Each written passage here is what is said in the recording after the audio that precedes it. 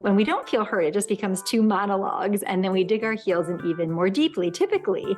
And then we both feel even more, unheard, unappreciated, misunderstood, all the things. And so once we can actually start to communicate in a whole new way, where we feel deeply heard and we're able to uncover all the different layers that are actually happening underneath the surface, that's like profound. This is episode number 565 with Christine Eartheart. We are going to be talking about thriving relationships. What is the recipe to help a relationship thrive in every way? And I'm so looking forward to sharing this conversation with you. Hi, everybody. I'm Sandy Weiner. Welcome back to Last First Date Radio, where we believe it is never too late to go on your last first date. And to support you, I've written two books. The first one is called Becoming a Woman of Value.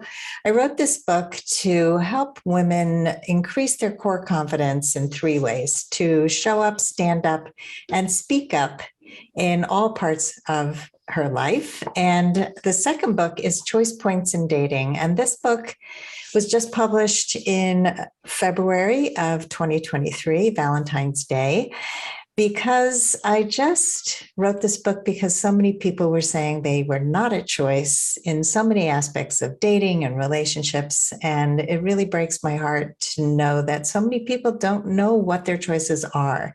And so how we think about dating, how we choose our dates, how we choose whether to keep dating or not, how we go on our last first date, they're all choices.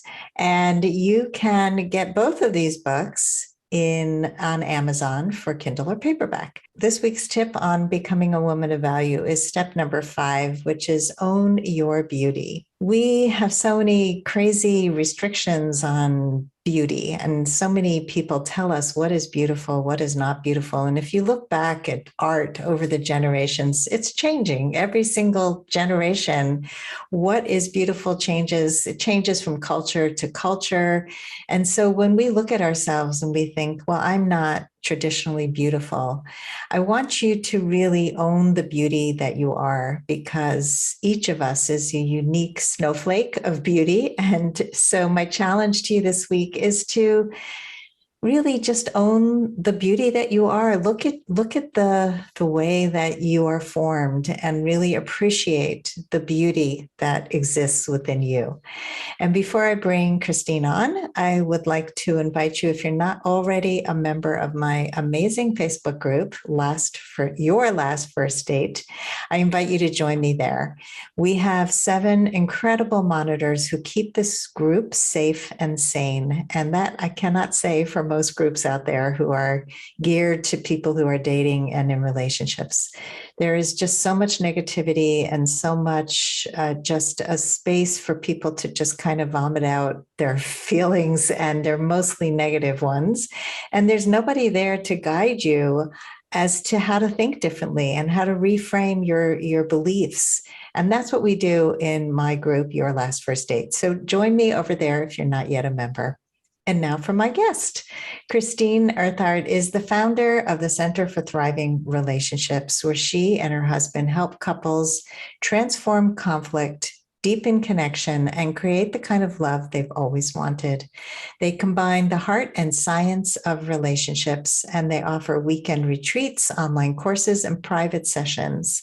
They also develop the Thriving Relationship Coach Certification Program, and they train other people on their 50-plus signature and scientifically backed tools and formulas to create powerful, repeatable, and predictable breakthroughs for couples.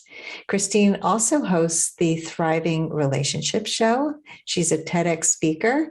She is an enthusiastic believer in what's possible in love. And the Center for Thriving Relationships has been featured in Psychology Today, Happify, Thrive Global, NBC, ABC, and CBS. Welcome to the show, Christine. Thank you so much for having me here and for all you do, Sandy. What got you interested in doing this work? Before I met Brett, even, I've just been someone who's kind of enamored with the human capacity for healing and transformation. So I was on my own healing journey, and then I started doing healing work with individuals. And Brett and I got together over 20 years ago, and we both had been on a real kind of personal growth journey. And so I remember thinking like, oh, oh, relationships will be fairly easy. I've done lots of inner work.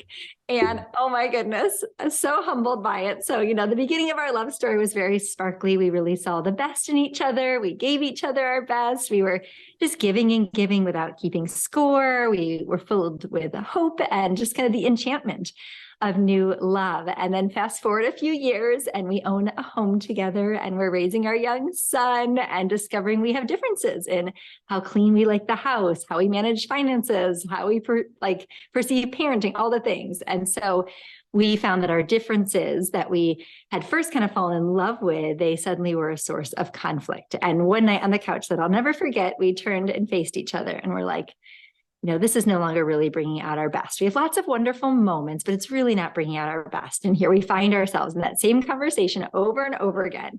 And so we realized we had three options. We could either keep doing things how we had been doing them in hopes that it would get better on its own. And we realized, okay, we're probably going to end up sitting on this couch again, in a few months or a few years, whatever it might be. Or we could really bless each other on our separate paths, realizing kind of our relationship had served a purpose and we were ready for something different. Or we thought, we had done so much personal growth, but we hadn't really studied relationships. And so what if we dove in and learned everything we could about how to actually have a great relationship and then make our decision from there? And so we ordered that night this tall stack of books. And at the time it was like CDs and DVD courses. And we devoted every Friday night. We called it our conscious date night. And so we would always learn something new. That's what we were committed to every Friday night and apply it to our relationship. And our relationship started utterly transforming. We were attending different couples retreats around the country.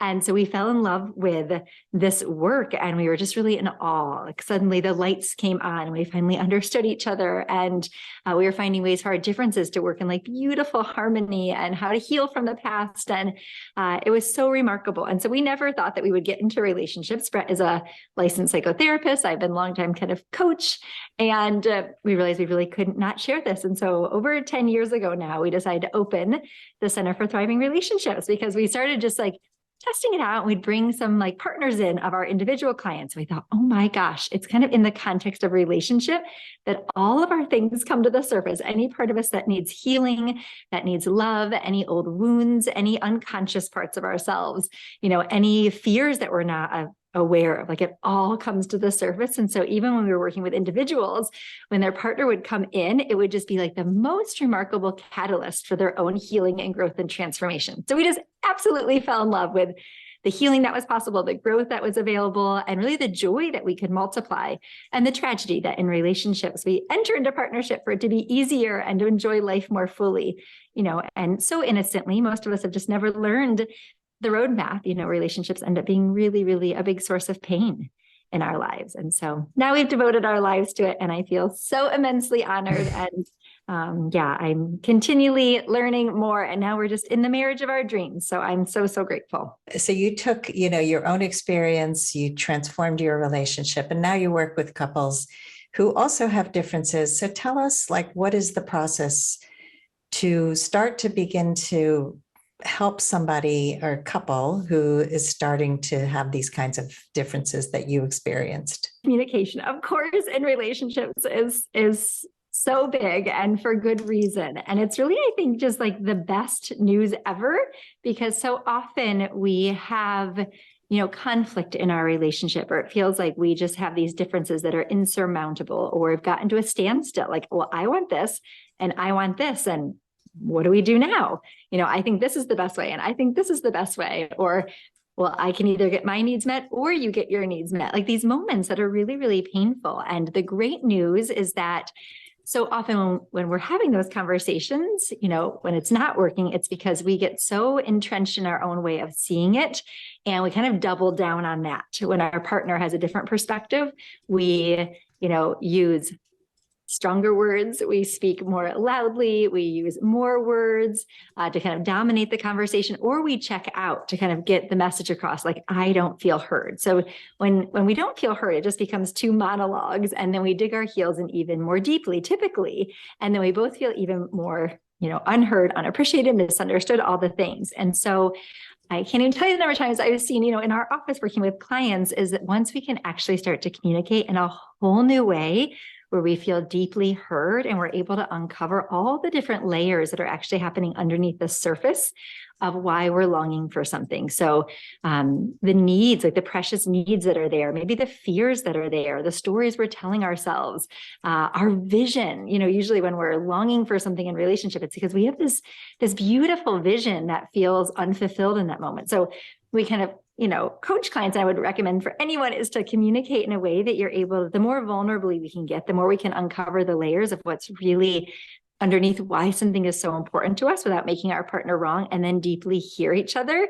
That's like profound. So I think learning to listen in relationship is so huge, because once we can feel really heard, we can then like loosen the grip of our perspective and really open our hearts and get much more curious, much more collaborative with our partner. And then in the space of togetherness, where we're actually operating as teammates rather than adversaries, where like someone's going to win and someone's going to lose, or we have to sacrifice something to make it work, or we're trying to get our point across. Like that's just kind of a lose situation. Whereas when we're really hearing each other and making nobody wrong, seeing each other's good intentions, then just like possibilities and solutions open up that don't exist otherwise. So I think learning to communicate, and then one of my favorite things to do is to like look at anything we perceive as a weakness in our partner, anything we judge in them or we perceive as a shortcoming. Very often it's a two-sided coin. And so on the flip side of that is actually something we really fell in love with. So for example, we could fall in love with someone who's like really easygoing, they're really laid back. We love that about them. And then once we get, several months in or a few years in, on the flip side of that, perhaps we're judging them as being, lazy or not motivated or boring, something like that, just for example.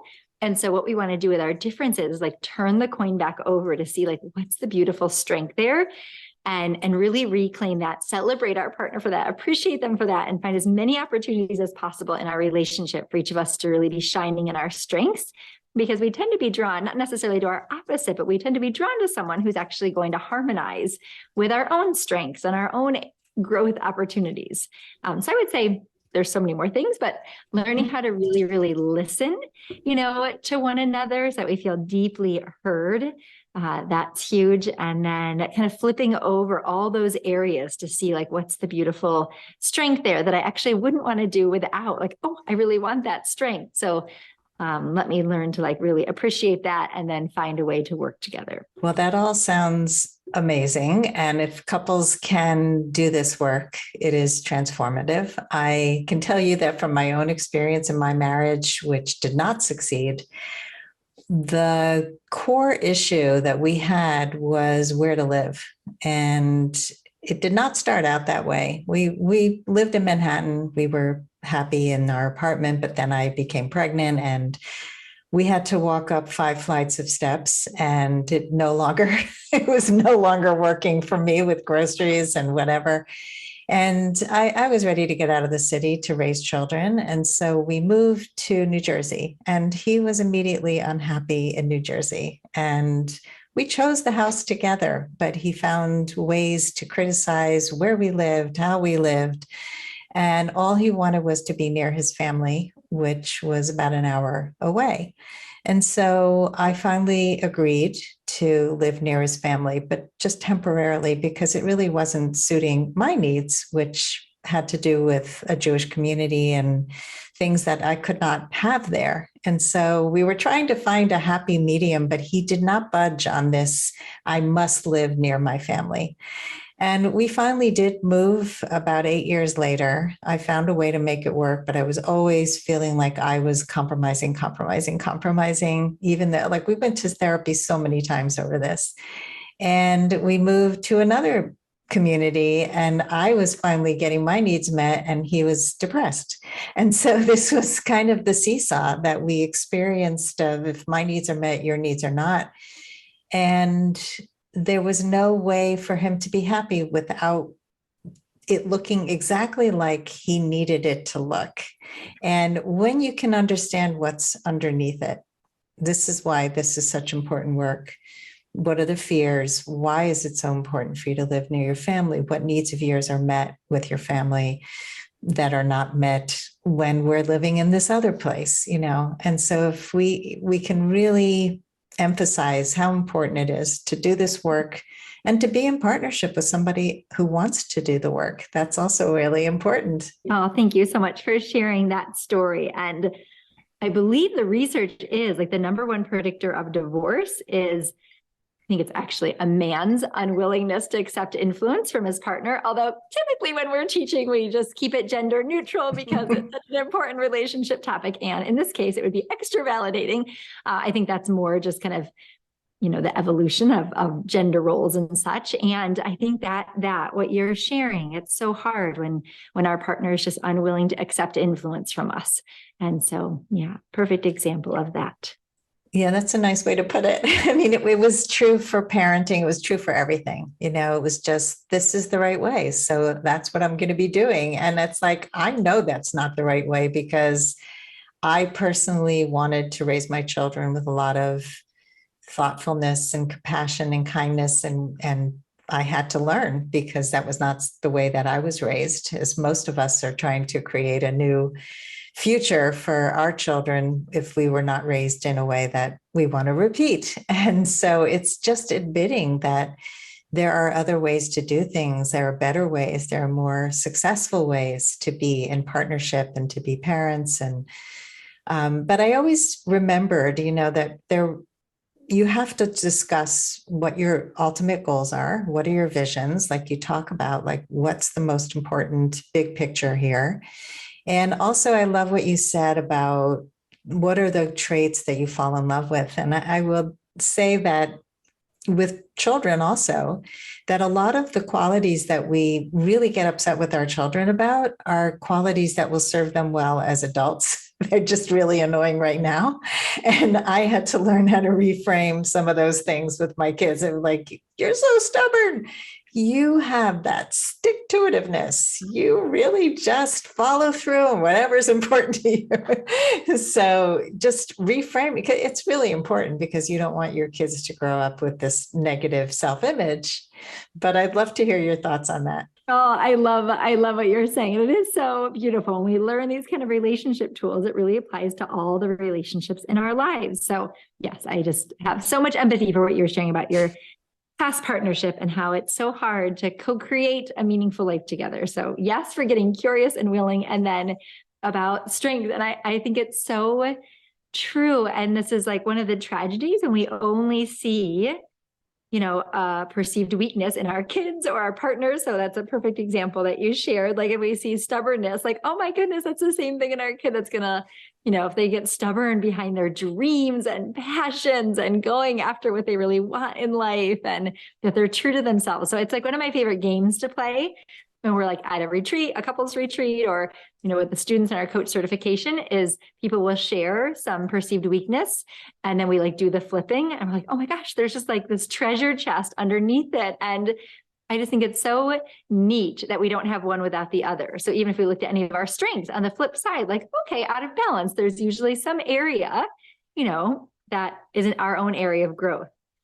And so, yeah, I love what you're saying. I agree wholeheartedly.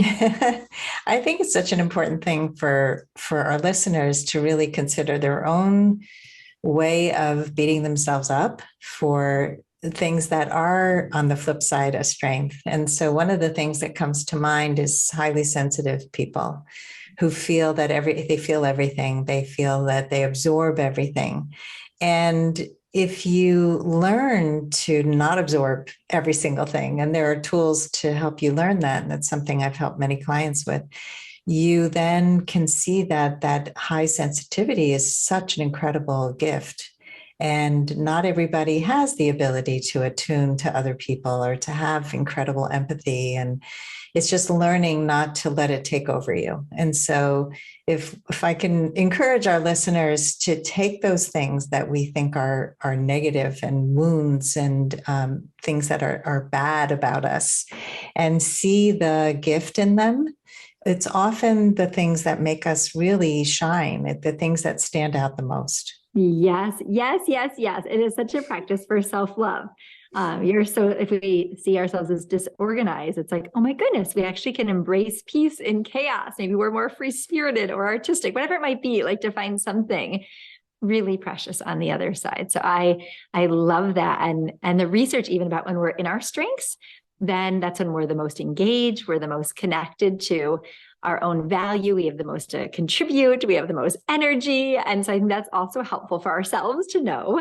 And then also with our partner, it's really easy. I've certainly been there, and with so many clients that we perceive if our partner isn't doing something, like, well, if they just cared, they would do that. If they loved me enough, they would do whatever it might be. So for example, if someone, perhaps they're not the most organized person, because on the flip side, they're really easygoing. It doesn't bother them if things are a little disorganized. Maybe they think more creatively, whatever it might be.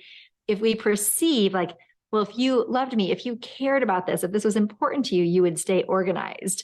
That is a real misunderstanding that we can fall into that just creates so much pain. And so we have actually couples that, our retreats, we have them do this exercise where they get out their non-dominant hand and to write a sentence with their non-dominant hand, and then to get out their dominant hand and write the same sentence. And it's like, oh my gosh, how it feels in our non-dominant hand. We're kind of sloppy. It takes more time and effort to realize that the very things that come easily to us, our strengths, are actually much more challenging to someone else.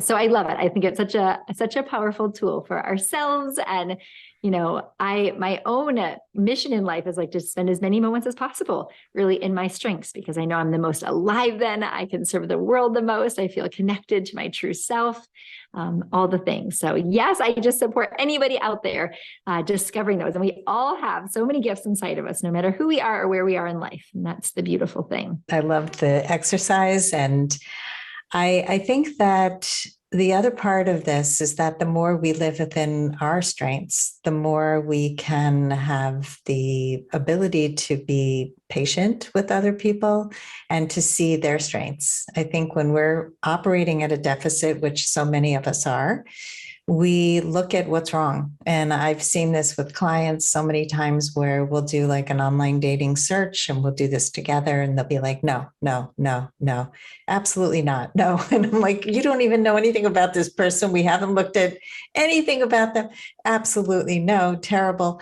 And so it's so often just a reflection of how they feel about themselves. And when they start to feel better, and I've seen this in one of my clients recently, where she came to me, she was in a really bad place. And as she became more fulfilled in her own life and worked on some of the areas that were keeping her down, she became much more open-hearted. And that's really such an important thing. I love that. I'm so grateful for the work that you do, Sandy. How amazing that people get to have your support as putting themselves out there and opening to love. And relationships are such a mirror, aren't they, on all the levels?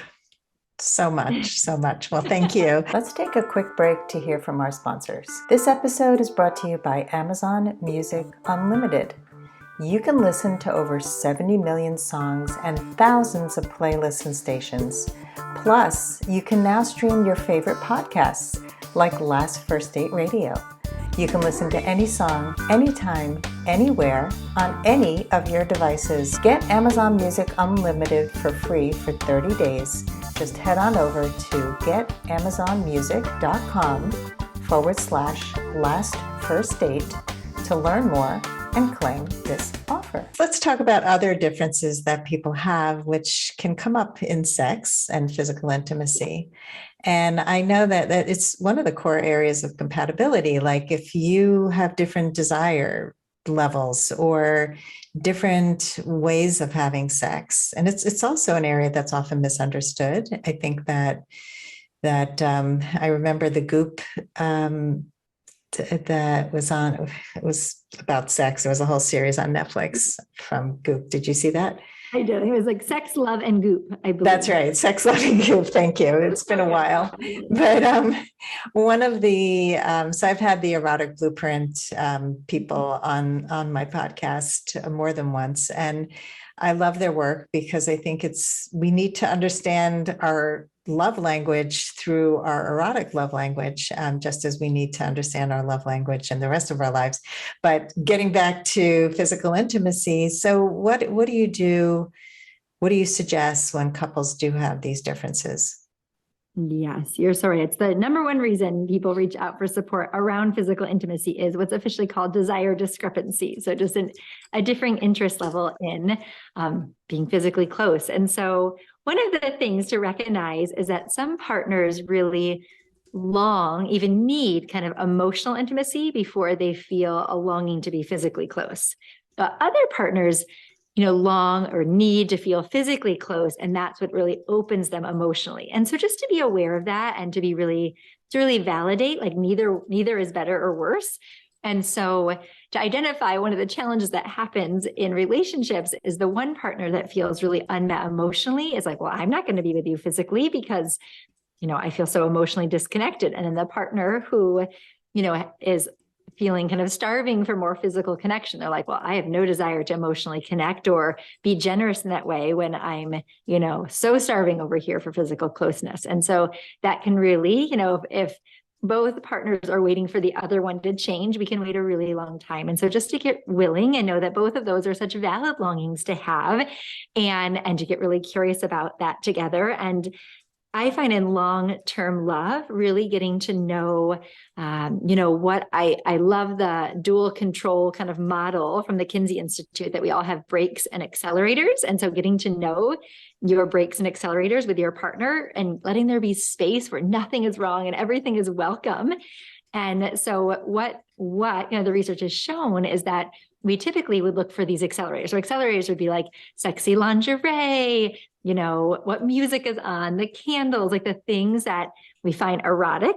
And the breaks are things like stress, too much on our minds, body image challenges, thinking about the kids, like whatever it is, or feeling emotionally disconnected, the things that like lower our desire or put the brakes on.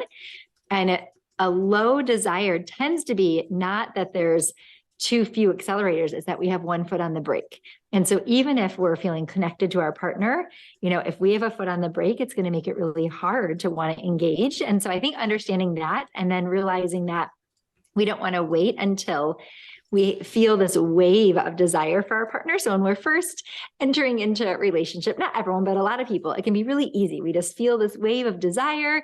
And then we're with our partner and there's arousal, perhaps climax. But in long-term love, if we wait to feel that, we might be waiting forever. So instead, that's kind of spontaneous desire when we first fall in love. And then responsive desire is that like, oh, once we're physically intimate, I'm actually starting to feel some arousal, then desire kicks in and now I want to be close. And so I just think those are helpful things to be aware of because we can really get into a kind of a habituated no, with our partner. And so get curious, like, what does my relationship need from me? Does my relationship need more emotional engagement or more physical engagement? Realizing that whichever it is will probably open up the pathway, for what I'm longing for more of as well. And then to have conversations about what might not only your accelerators be, the things that you turn you on, but what are the things that actually put the brakes on, and start to look at that and then understand this difference between spontaneous desire that we, people that have higher desire tend to feel.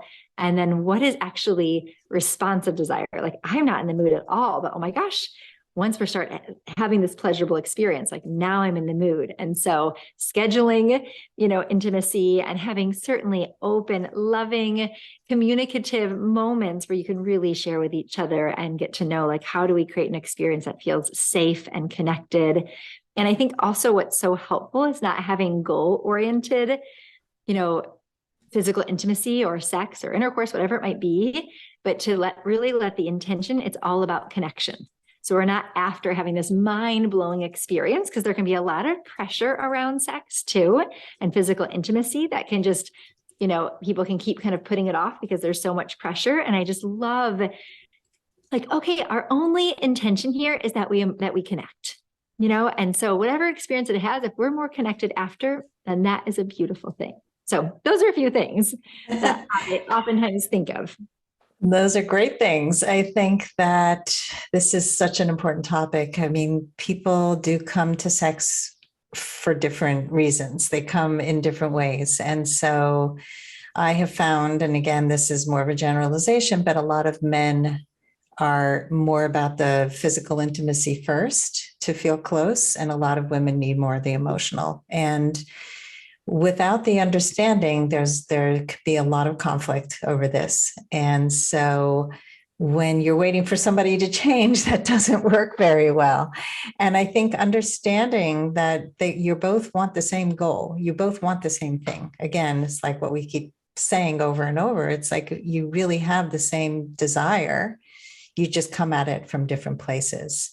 I think the other thing, and the scheduling intimacy is really important, and people go, that takes the sexiness out of it, but it doesn't, because if you don't schedule it, you can make everything else more important.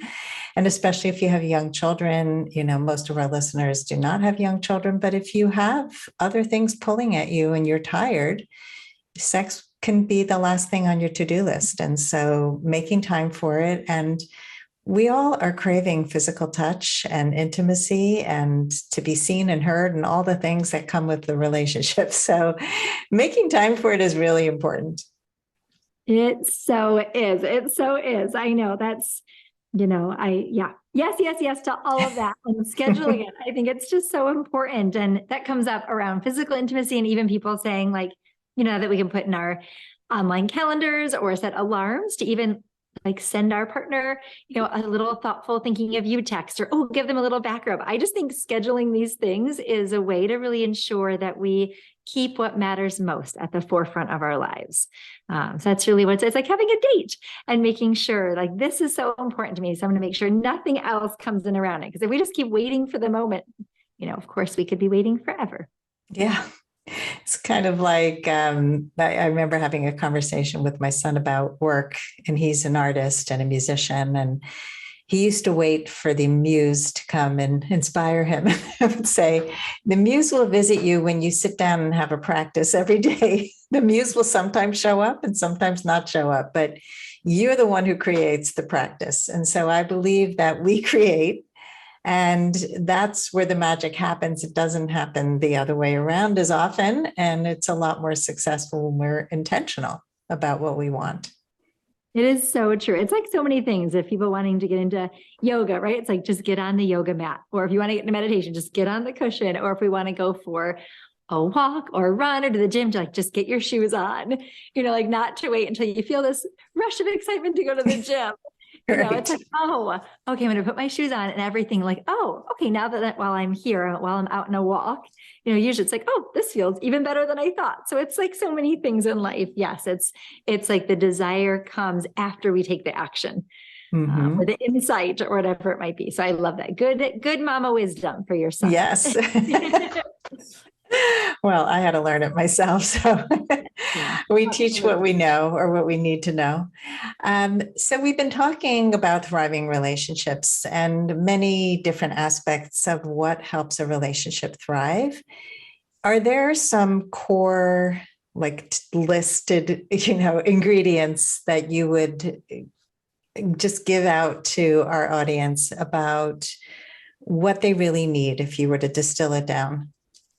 Yes, there are things that we've found from over the years of having the honor of supporting so many couples is, communication we talked about. So absolutely communication, physical intimacy, absolutely. Personal responsibility is so important. So rather than, like just focusing on what we need from our partner or from the relationship, which is so valid and such a beautiful thing. And we don't want to overlook like getting curious about, what does this relationship need from me in order to go to the next level? And ironically, and by brilliant design, typically what the relationship needs from us is the very thing that we need in order to evolve and grow into the next better version of who we are. So often, so I love that. And it can oftentimes be the most challenging, area for us to grow, which makes perfect sense. And so relationships really call us forward, and to do our healing, to do our inner work. So personal responsibility, our own commitment to growth, to healing, whatever it might be. And continually looking at like, oh, I wonder how I'm creating that. So rather than thinking like, oh, my partner never listens to me, it's like, I wonder how I'm communicating in a way that makes it more challenging to hear me. And in a more possibility filled way, it's like, I wonder how I can communicate this in a way that can land more easily. So there's, a zillion examples of like shifting and asking a different question. And so that personal responsibility, attachment, and creating secure attachment is so important. That's kind of one of our pillars. And so, attachment is a lot of the buzz these days, and for good reason. And that's essentially this notion excuse me, is that we're all really hardwired for love, and that we're continually scanning to answer the question, are you available? Are you responsive? Are you engaged? Do I matter to you? And so when we get no's, like when our partner's not engaged, not responsive, not emotionally available, we can really go into primal panic. And it's so life-changing what happens when we can create a secure attachment, when we feel like our partner has our back, that they're with us through life as our number one fan, that we can count on them, with our minds, our bodies, our hearts, and our souls. And so secure attachment changes everything. It really relaxes our nervous system, so much so that it just becomes much easier to have empathy and to feel appreciation and to trust our partner. So it shifts our physiological state, which then just naturally, without us even trying, kind of shifts our story and how we perceive our partner. So we've all had the experience of, many of us have, of, longing so much for our partner to show up for us, and they're maybe turning the other way, or they're not present. And it can be so emotionally overwhelming because we feel like we're all alone in that moment. And then our minds can kind of spin out to creating a whole story around it, which then creates more and more separation, because then they feel misunderstood, like they can never get it right, all the things. And so if they can just turn towards and really lean in and stay engaged with the process, our nervous system can just relax. Our hearts can stay open. We feel like we really have them with us in it. And so there's so much to say around that, but I'd say if people are not familiar with attachment, learning all about attachment theory as it's applied to adult relationships, and to know that it's just this unavoidable kind of biological part of who we are. And what a beautiful thing that we are hardwired, for love and for connection. So that, and then I'd say conflict, learning how to heal from conflict is another one of our pillars. So of course, the aim in a thriving relationship is not to never have conflict, but it is learning how to repair, how to learn and grow from it, so you come out the other side deeper and stronger. So that's really, really important. And then the other pillar is we talk about the love account. So Dr. John Gottman talks about the emotional bank account, and how every interaction we have is either a deposit into our love account or a withdrawal out of our love account. And so we want to aim for a ratio of 20-1. So 20 deposits to every 1 withdrawal, because when our love account is high, we just have so much more resilience. So maybe we had a stressful day, and rather than looking at our partner like, what got into you today? Instead, we'd be like, oh, sweetheart, it seems like you had a really tough day. How can I support you? Do you need anything?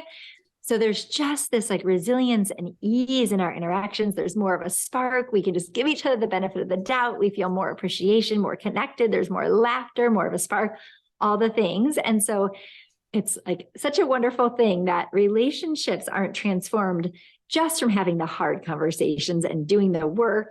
Relationships are utterly transformed also from just continually nurturing and prioritizing them, because they are absolutely living things, and they're always either growing or dying. So we want to always be prioritizing them. So whatever that looks like, we love having a daily date that we do, a little 15-minute, at least daily date that's all about connecting, as intentional, and then a weekly, at the least bi-weekly date, and then have quarterly things that you're always looking forward to. So, but keeping the love account full, and lots of different ways that we can do that is so important. So those are the pillars that we found to, kind of a check-in. If a couple is not thriving, it's like, oh, which one of those pillars could you really nurture to strengthen things? Awesome. These are all such important pillars of a healthy, thriving relationship. And it's interesting what you say about secure attachment. We could have a whole episode on that, because I have had whole episodes on attachment theory, because it is such an important part of relationship. But I think what people don't understand is that if you have an insecure attachment, whether it's anxious or avoidant or disorganized, fearful, avoidant, there's so many different kind of offshoots, but you can find and create a healthy relationship and with secure attachment, like it can be learned. That's what people don't understand. And I think when people think, oh, I'm anxiously attached and I'm an avoidant, and so I'm going to really struggle with relationships. It's important to know what your struggles are, but also to know that in the right relationship that feels secure, you will transform. And I've seen it happen so many times in especially anxiously attached partners, where they start speaking their needs, they communicate how they can feel more secure in the relationship, they ask for what they want, and the partner can either give it to them or not. And that's really how you find out whether somebody can be a good partner for you. Yes, yes, yes. That is such an important thing to note, that it can be created. All of these things, I think it's so wonderful, like compatibility. We don't just get lucky or unlucky. It's like compatibility to some degree, to a large degree, can be created. Secure attachment can be created. You know, if your communication isn't great, that doesn't mean that that's just how it is. Like, oh, we could all learn these things. So I love that. Which is so empowering. I think that, you're always a choice. That's why I wrote the book Choice Points. There's a whole section in there on communication. There's a section on boundaries, because we need to learn these things to have healthy relationships. We don't just happen upon them. It's not just for the lucky ones or the most beautiful among us. It's really about learning the skills to create a thriving relationship. And so, Christine, as we come to a close, I'm going to ask you the question I ask everyone, which is, what are your final words of advice for anyone who wants to go on their last first date? I love that. Well, I would say this growth mindset, I think for ourselves, and I would also be looking at in a partner, when couples come to our office, sometimes they'll share, they're usually in a really difficult moment, and they'll lay out kind of what happened. They're like, oh, this happened. Maybe they're healing from some betrayal, whatever it might be, some difficulty. And then they'll look at us and be like, okay, so is there any hope?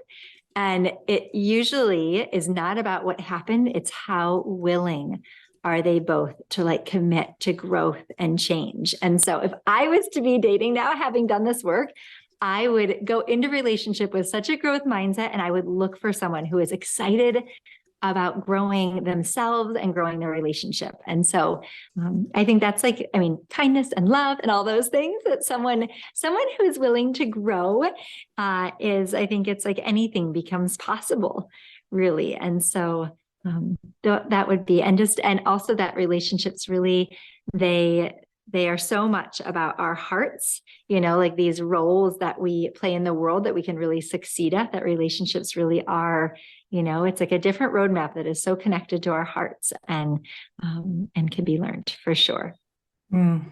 Yes. Both of those things are so important. And that growth mindset piece, that's like top of my list, because it is just, you can see right away somebody who's shut down and says, this is just how it is. And then somebody who says, I am committed to growing. We are all lifelong students here at Earth School. And so really what has happened, it's like, how do we turn that into gold that not only serves us but everyone else in our lives from here on forward? You have a free gift for us. So tell us about that. We have developed this Thriving Relationship Coach certification program. So we have students all over the world, for people that, some people do it just for personal reasons. It's a 6-month program, and they want to, just learn everything they can about relationships, and others really want to use it to help others. And so we've learned a lot about what it takes to really facilitate transformation in relationships through doing that work. So we created a webinar that is the 3 keys to being a successful relationship coach and improving your own love life. So even if you don't want to be a relationship coach, there are so many goodies in there. So that's a free resource that we offer. That's awesome. And what is one link that you want to share with our audience where they can find you? And the rest of the links will be in the show notes. Okay, wonderful. Well, our main website, you can find all sorts of things there. So that is, you can either go to centerforthrivingrelationships.com. That's long though. So we also shortened it to centerthrive.com. So center spelled CENTER, thrive.com. And you'll find all sorts there. We would warmly welcome you in any way we can be of support. Well, thank you, Christine, for sharing your wisdom today, for all of these fabulous tools and tips for learning how to thrive in relationships. I mean, these are things that can be learned, and you have shared them so beautifully. And you also are a model for that in your own life. And I really appreciate you. Thank you so much for having me, Sandy, and for everyone for tuning in and for spreading more love in the world. Thanks, everybody, for listening today. If you love our show, we love it when you follow us, when you rate and review us, especially if you give us a 5-star review on Apple Podcasts. We love you even more. And as always, here's to your last first date. If you are ready to get unstuck, gain new tools, become more empowered, and finally find your last first date, I'd love to talk to you. Fill out an application to be considered for a complimentary half-hour love breakthrough session at lastfirstdate.com/application.